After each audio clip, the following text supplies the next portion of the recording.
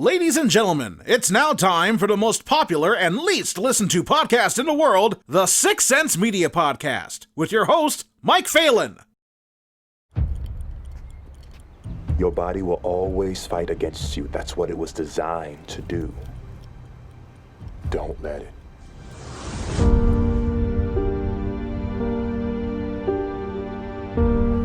Miles I've been following you. We've got a long way to go yet. You don't have to prove anything to anyone, Mel. See you in 8 days.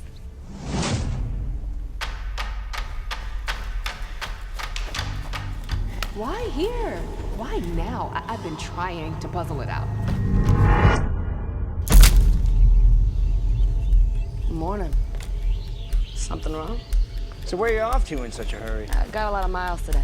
You want to leave, go ahead. But we're keeping the pack.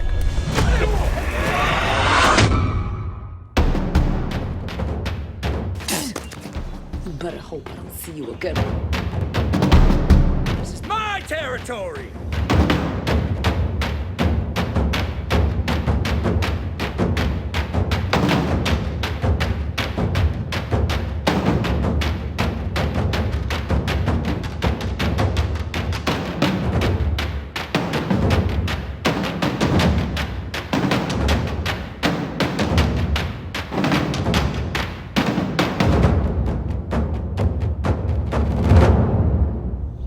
Now get up.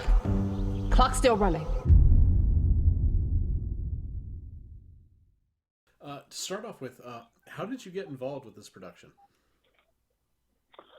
Well, I was actually in Fatal Funnel Films' first film, their short film, which was called Cellar Door. I was actually an actor in that. And after we did that, things went really well on the film festival circuit, and I was asked to audition for Range Runners. They came to me and said, we have this great part for you, and we think that you could really, sink your teeth into it. So they had me read for it, and then they brought me back in and had me read for it again, and kind of the rest was history. How did you go about approaching that role? Because it demanded you be not very nice for the entire thing. So I'm sure you had to think of a way that you could pull that off without it becoming old, without that toughness act becoming old. But how did you manage to pull that off? Well, sure. Yeah, you're absolutely right. So for my career, I have predominantly played bad guys in my life for the past 25 years. So, you're right. Trying to differentiate between the two and not just make him a snidely whiplash can be difficult, especially, because you want to give this guy as much of a three-dimensional arc as you possibly can. So for me, I do a lot of work based off of animals. We as actors develop different things here and there. And one of the things that I always do is I choose a new animal and I learn all about that animal, and I take all the attributes from that animal and I start to apply it to my character. And in this case, he was a rabid dog, and so I had to do some, not only history on dogs and things like that, but how to also bring in some of the attributes of, this rabidity kind of thing, and how I would portray that. So I did a lot of, I actually wrote out my own bio that was like 10 to 15 pages. We do that as actors, at least a lot of actors do this, but we don't usually ever share that stuff. So I wrote out 10 to 15 handwritten pages, which I turned into Philip, and he was, he seemed to be really receptive of that. So that was kind of how I did that part. And then there was the physical transformation, which I knew that I had to get in pretty good shape for this film, because I knew that I'd be doing all my own stunts and also hiking an obscene amount of time that I'm not used to, being from Chicago. So I knew that I had to get endurance down, and I also had to get my weight training up. So I proceeded to drop a little between 30 and 40 pounds. But then I ended up putting back on about 15 to 20 pounds of muscle, just through diet, exercise. I worked out every day pretty much 7 days a week for 6 months. And that's how I was able to kind of transform my body. And then I lost another 10 pounds on the actual shoot. So that's kind of how I got things going. From what Philip told me, even though there were stunt people on set, a lot of the stunts and the fights and everything else is pretty much done by you guys out there. So what was that like? It was amazing. I mean, we met with Phil's stunt coordinator, Aaron Crippen, who I had worked with before on Cellar Door. We had to do some fights and a big brawl at the end of that movie and stuff like that. So my experience with Aaron had already, we had already had that kind of rapport going into this. So that was really helpful in that, he could trust me to do all of this stuff, and I obviously trusted him. So it was a blast. I mean, we worked for, off and on for about 2 to 3 weeks before the shoot, just choreographing everything. And then, for me, not necessarily being a stunt actor, I had to really get it into my body and really, do it over and over. Repetition really helped a lot. So when we actually got there, we had already done all the work in rehearsals that, we were able to, okay, well, we're going to mark this here. So it really actually didn't take that long while we were on set. But it was a blast. And, of course, working with Celeste, I mean, she is such a giving scene partner. Same with Michael Woods, who played my cohort. I mean, the two of them together were just such amazingly generous scene partners that we just, implicitly trusted one another, which can be, very difficult, especially thrown in a situation where you're out in the middle of the Shawnee National Forest, for the next 20 some odd days, and it's 100 degrees out. So there was a lot of trust involved. And yeah, I mean, if you see the movie, or when you see the movie, you will be able to tell that, we really go for it, for sure. Yeah, I watched it last week, and the hate that's between your character and Celeste's character is very intense, which culminates in the final few minutes of the film to its ultimate conclusion. But how did you two work it out to have this this believable, tangible, intense conflict between each other? Because it's one thing to just kind of bounce the lines off of each other, and you're supposed to have the good person and the bad person, and it doesn't always feel natural. But here, you came off as a real asshole, and she came off as someone that was going to end up killing you in the end. So, it was very tangible, which made it very, very much enjoyable to watch, even though you knew how it was going to ultimately conclude. You were like, "Ooh, I can't wait till it gets there." So, did you two work together to work that out? Well, absolutely. I feel like when it came to the actual dialogue and things like that, the one thing that Philip always stressed was that, because some of the stuff I was bringing to the table when it came to my character and things like that is, obviously Celeste's character and Celeste herself is, she's a black woman and I'm a white man. So, there was obviously there was that fine line of like, do we bring in the racial hate and things like that? And that was one thing that Phil really wanted to avoid. He's just like, this guy is more money driven than he is driven by the hate of another person based off of their color. So, I was able to kind of differentiate that right away and get rid of that stuff and just make it about that he's a greedy pig, that just wants his money. And he just wants comfortability. This is his last big score, kind of thing on this job that him and his partner are trying to pull off. And no matter what, the overall super objective for Wayland is that, that big score.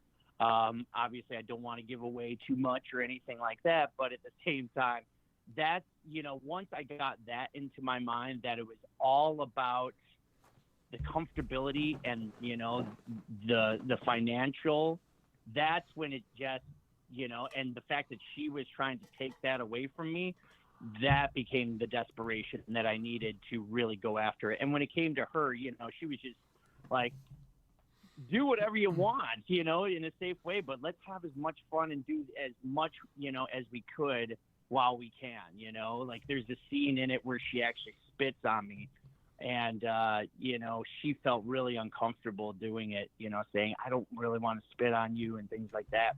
But by that time, I think we were already, you know, worked together for a few days, possibly a week at that time, and I was just like, please, you know, we've already seen you know, the best and worst of each other, go for it. You know, I mean, I can always wipe it off and we can just keep on going. She was like, okay, as long as you trust me. And again, there was that trust between the two of us. And I think that's, you know, hopefully comes across on screen that, yeah, we really hate each other, at least on screen. Off screen, I couldn't love her even more. It was definitely a believable conflict there. It just wasn't a mashing of like just two characters on a page. It felt intense. Did you learn anything about yourself? Great, thanks. Yeah, no problem. Did you learn anything about yourself during this unique kind of filming situation? Because from what Phil said, there was a lot going on in a short period of time, and having to shoot with natural light, and also being in such rough terrain. I'm sure, since it's a departure from a studio, a safe studio filming location, that you would kind of have some introspection of yourself. As you're performing all this stuff, that you might come out of it a little different than you went in.